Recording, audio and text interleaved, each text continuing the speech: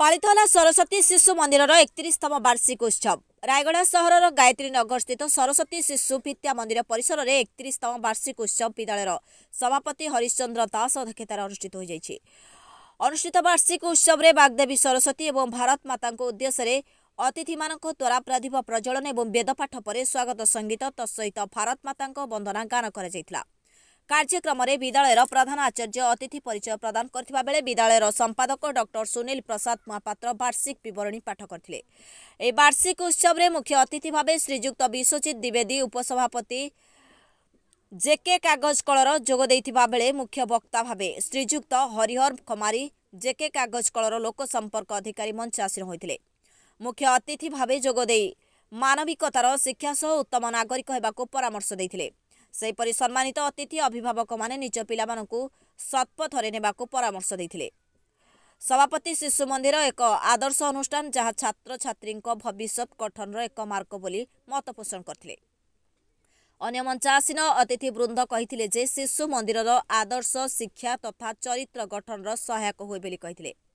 पारंपरिक संगीत नृत्य परिवेषण करथिले। संपादक धन्यवाद अर्पण करथिले।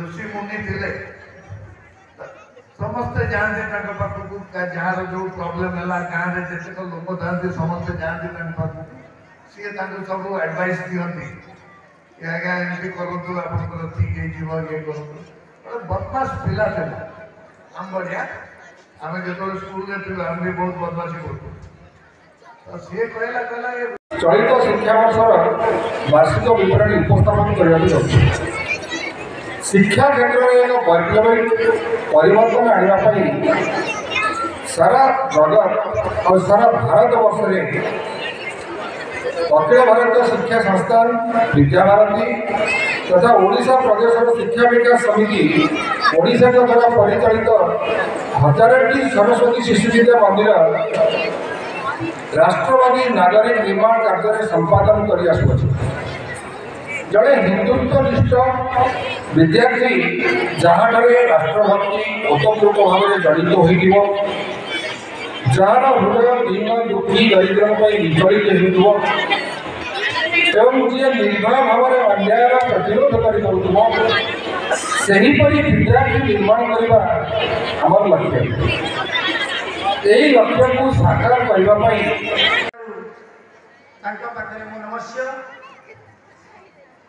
आपण माने समस्ते जानी दिबे 9 फेब्रुआरी 2016 मसीह एभली एक देशद्रोही वक्तव्य एभली एक अनुष्ठान को आसिला जहाँ को आम पूर्ण मर्यादा सहित राष्ट्र सर्वाधिक 1 नंबर स्तर में रखी था। रायगढ़ आशुतोष कुमार पट्टनायक रिपोर्ट संघर्ष टीवी।